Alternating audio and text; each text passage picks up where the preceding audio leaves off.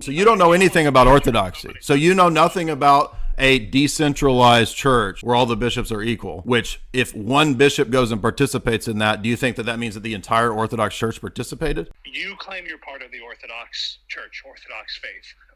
I'm not claiming I am. It's easy to verify that. So let's unpack that a little bit. You belong to Rokor from the Russian Sea, Moscow specifically, not one of the 5 original seas. There we go. My question, can you hear me, bro? Why are you calling me bro? Are you a bro, or like No. why are you calling me bro? No, I'm asking, can you hear me? Sounds like it cut out. Can you hear me? Yeah, I'm just asking why you're calling me bro, because I already detect some hostilities here. Why do you think that? I mean, you understand that the Roman Catholic. Are you Roman Catholic? Yeah, I'm asking, Jay, I'm just asking you. No. Hold on. Are you Roman Catholic? Yes, I am. Okay. So do you understand? I'm a Matthew 16 enjoyer, keys of Peter directly from Jesus Christ enjoyer.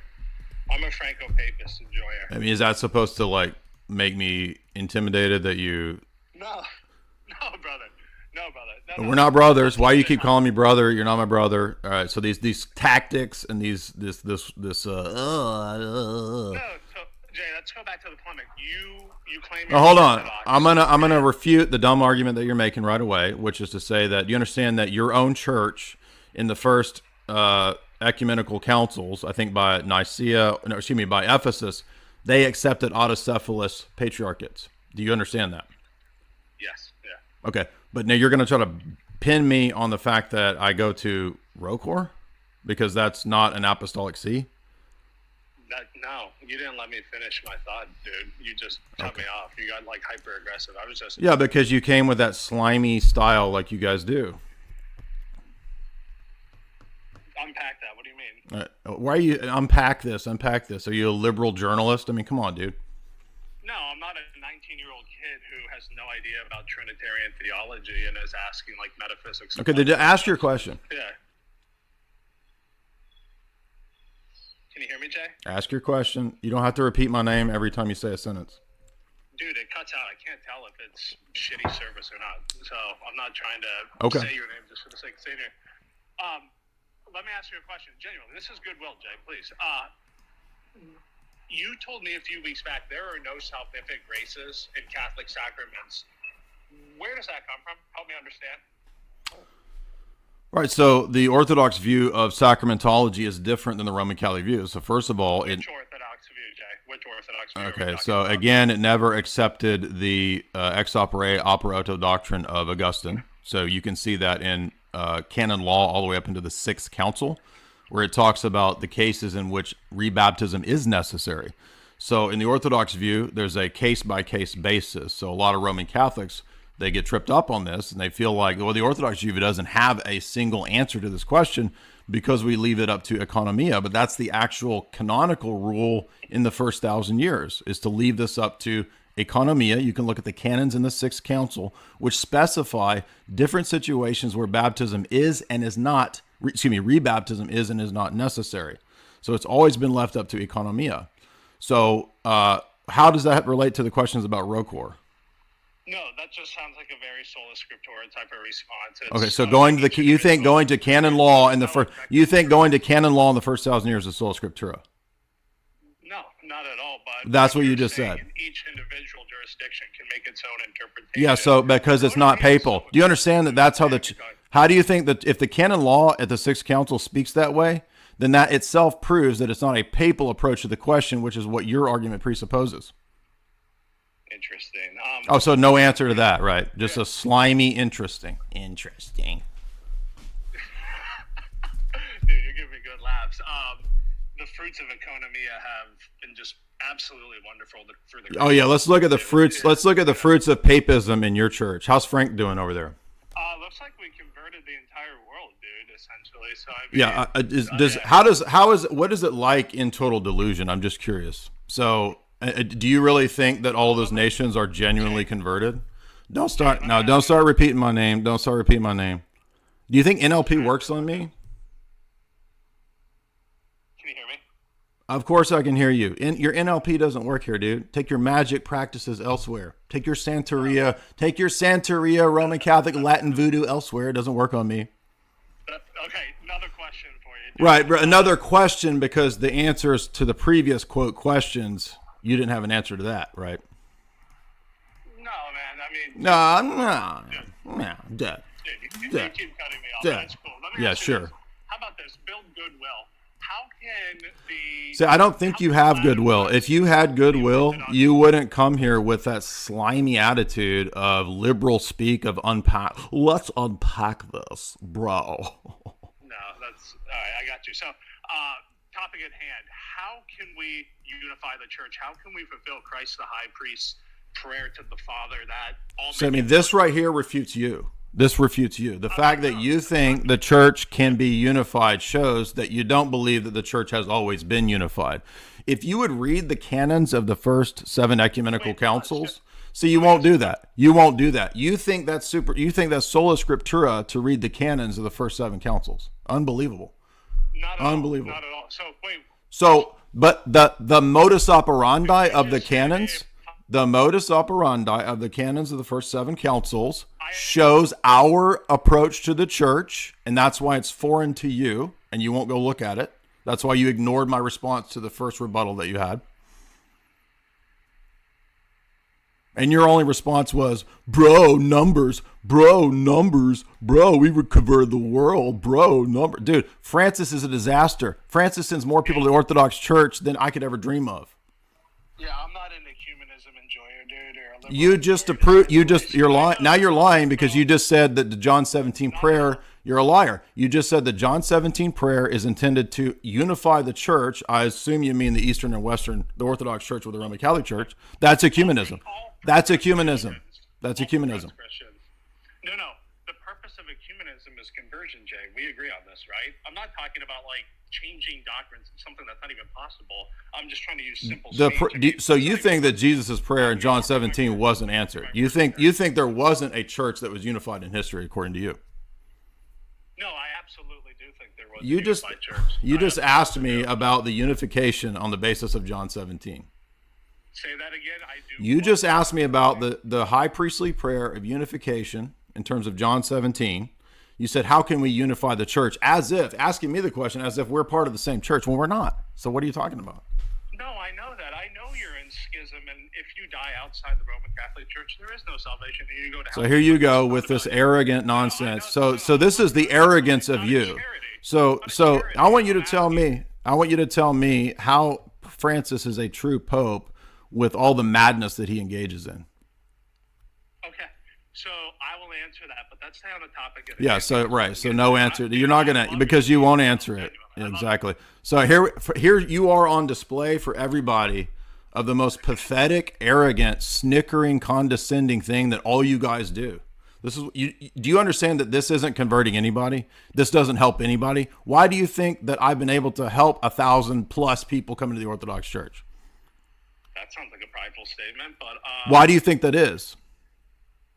Satan can bring people to churches. Okay, so Satan is taking people out of your Zen Buddhist churches, your Novus Ordo. So he left, exactly. Dude, y'all participate in this bullshit too, man. You know that. Yeah, but is my church built on one guy on the Rock of Peter? Is the church built on the Sea of Rome? Is our church built on one sea? No. Is yours? No, you're just misinterpreting Matthew 16 because it says the exact same thing to the whole college of the apostles 2 chapters later. So your whole stupid worldview, just like the heretics that were in here a minute ago, where one verse you think determines all of your hermeneutic. You're just like the Unitarian guy saying, John 10 says, I and the Father are one. Every other verse squeezes into that verse. You do the exact same thing with Matthew 16. Matthew 16 is all I need, the keys, bro.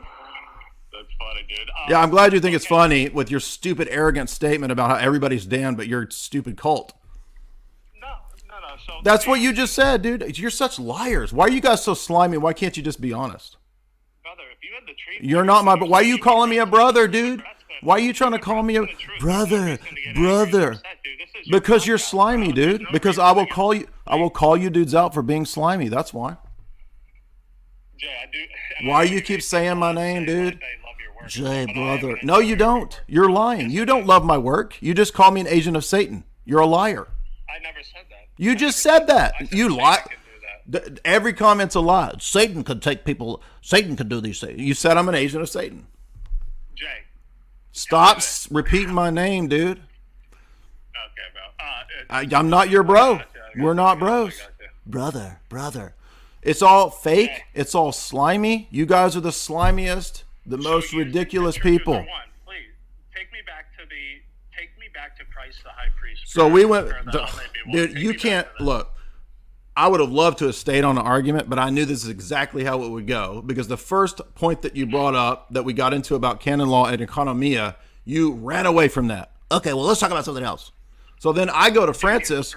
Well, I don't want to talk about Francis. I can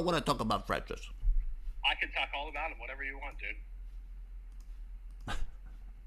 Okay, so let's talk about Vatican I. Okay. Do you affirm Vatican I? Absolutely. Okay. Do you affirm the ordinary teaching that the papacy can never err in that either? In dogmatic pronouncements and also in the I'm outside sunning my balls right now. Sorry about that. The universal ordinary teaching. Do you affirm that is also infallible and protected by the charism? Absolutely. Okay. So do you affirm that mortalium animos is part of the ordinary teaching? Yes. Okay. So how is ecumenist and interfaith activities in 1928 apostasy, and then by the 60s the work of the Holy Spirit? The ones that you all participated in as well? Is my church built on one bishop and one see? I don't know. You tell me. Oh, so you don't know anything about orthodoxy. So you know nothing about a decentralized church where all the bishops are equal. Which, if one bishop goes and participates in that, do you think that means that the entire Orthodox Church participated? No, it doesn't work like that because my church does not believe in the infallibility of the Patriarch of Constantinople or any bishop. Your church is erected the entire thing on one dude and all of his ordinary teaching. So you tell me, how is something apostasy in 1928 and now the work of the Holy Spirit in the 1960s after Vatican II? No, yeah, I got you, dude. I'm tracking with you. Okay, so no argument. Yeah, I'm tracking. Yeah, so no argument, just slimy statements. Exactly. You're tracking with you, bruh. So now you see why, right? So why is he so mean? Because hundreds of people that do that exact same thing constantly come into the space for years. And you know, that kind of dude is the same dude, because those all lies. He doesn't like my work. He's full of it. They play and they posture. They pretend. They act all friendly. They're not friendly. And you saw what he did there. It was all just weaseling. I mean, we might as well start a dang nature show, right? Let's just have a weasel nature show. What's that? Meerkat Manor, starring every one of the Roman Catholic Twitter people. I don't even know what a meerkat is. Is it a weasel? It might as well be. We'll have Weasel Manor with the Roman Catholic apologists, and they can have their own little weasel sitcom on the Nature Channel.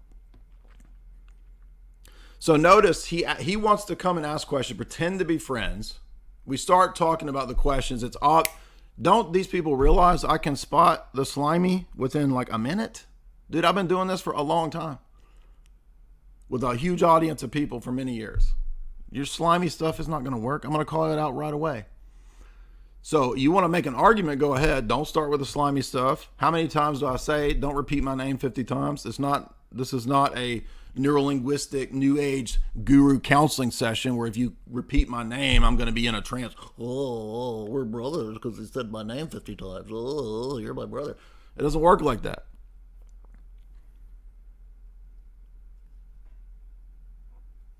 So why are you so mean? I'm not mean. I just don't put up with the slimy nonsense, dude.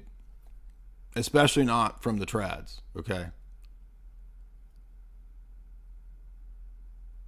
Because they're the nastiest. That's why. I guarantee you that dude, he's probably friends with Fluffton or what Michael Fluffton.